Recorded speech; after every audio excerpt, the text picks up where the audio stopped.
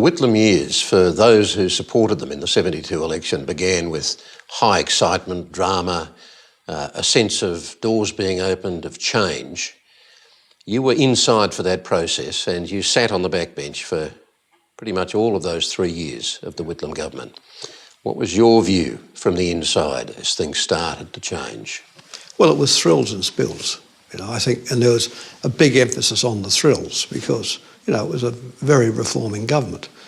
Really did change the direction of the country away from the coalition in social policy, in foreign policy, in education, and a whole range of things.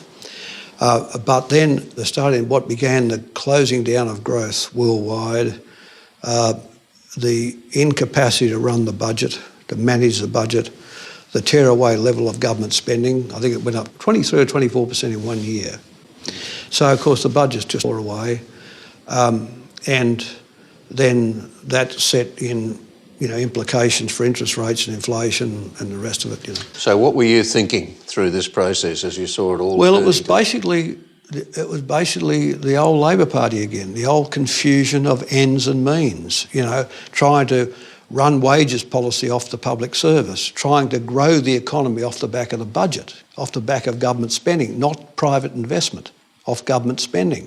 And the idea that the attendant bond selling programs and the interest rates which attended those would crowd out private investment, they regarded that as just a piece of nonsense. And off to the side is Rex Connor, the person you've developed a real personal relationship with, is Rex Connor as Resources Minister pursuing his dream of developing infrastructure and developing the national resources, and he's going off trying to raise loans with shonky dealers.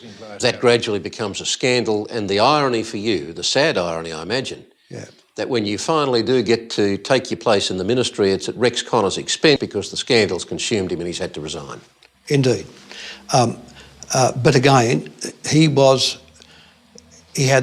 understood the importance of minerals and energy to Australia. He understood that, and we're in this day and age, we have a large part of our national income comes from it. But he had the old Labor model in his head that the pipeline authority had to be owned by the government. So by the time you actually take your place in the ministry, you didn't know that you only had a few weeks to enjoy the ministry. What can you remember of your first ministerial meeting with the full Whitlam ministry? Oh, well, it was a bag of fun, really. I walked into this little ante-room they had off the cabinet room in the old Parliament House, where you had a cup of tea and a scone. No one said a word to you. No welcomes, nothing. You're just there, you picked up your cup of tea and had it and looked at the papers. So I sat down, and then there was a long dissertation by Kep Enderby. He had this very quick style of speech, and it went on, and I saw Gough grimacing up there going, annoyed. And then finally it gets the better of him. And he says, "Enderby, you garrulous so-and-so, when will you shut up?" And Enderby says, "What, me?" He said, "Yes, you." And Gordon Bryant, another minister, says, "You shouldn't speak to him like that." He said, "You shut up." And don't speak to me like that either, says Bryant back. But this was now, Joe Berenson, who had just come into the ministry before me, had sort of warned me, given me some warning about the carry-on. And he sent me down a note down the table, said, "Told you so." What's the note? "Told you so." So in other words, whatever discipline may have prevailed at the start of the Whitlam government years, it had gone by the end. It had broadly gone. The only hope in all this was that Bill Hayden finally became Treasurer and started dragging the budget back to something approximating the sort of thing it should have always been. So because the scandal had built around Rex Connor and it had become quite a dramatic thing, there were daily headlines, it was the next thing to damage the government. But it was that gave Malcolm Fraser his excuse to block supply, from which flowed the dismissal of the government by the Governor-General, Sir John Kerr.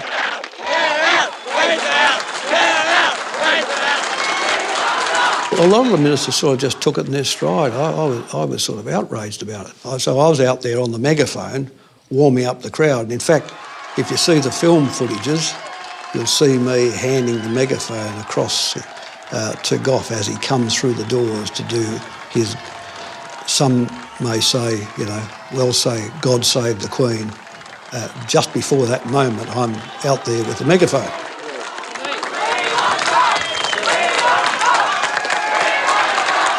Do you think if Gough Whitlam and the rest of you had known then what you know now about the fact that Sir John Kerr was having secret discussions with High Court judges, not just with Garfield Barwick, but also Anthony Mason, and actively discussing the efficacy of sacking Whitlam, do you think maybe collectively, and even Gough Whitlam might have acted differently? I don't think they were capable of it, Kerry, to be honest. I mean, Gough was a kind of legal constitutionalist kind of guy. I mean, what had happened to them was a coup. It was clear as day this was a coup. Illegal, a coup. A matter which was not justiciable before the courts. This kind of exercise of the reserve powers is not a matter for the High Court. It's a matter for the head of state, the Queen, and the Prime Minister, and the protocols of the country. I knew that the blade had been lowered, that this was a coup. I knew that. So of course, when I just briefly raised the idea that we should arrest this guy or lock him up, of course it was just met with complete derision. So, see, they're just dead lucky that I wasn't the Prime Minister, because even I wouldn't have known what would have happened, but it wouldn't have been to take it lightly.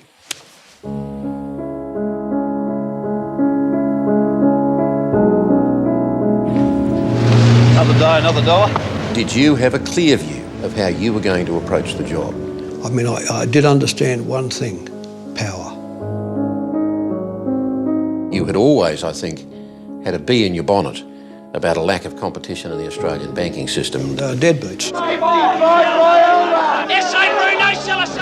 And let me say this in Bob's favour, many Prime Ministers would not have done this. Right? They need reforming treasurers like they need a dose of rabies. There you were in the middle of putting that final tax package together, and you're in your office writing angry comments like, quote, "The envious little bastard did everything to destroy it." He did. He did everything to destroy that package. He did. The envious little bastard. Oh, envious. He was. I mean, it's sad. It's vitriolic. He got the shocking low points, Bob, but, there was always a better moment with him, But for all that, the show must go on. We are in show business. I'm Representative Swill.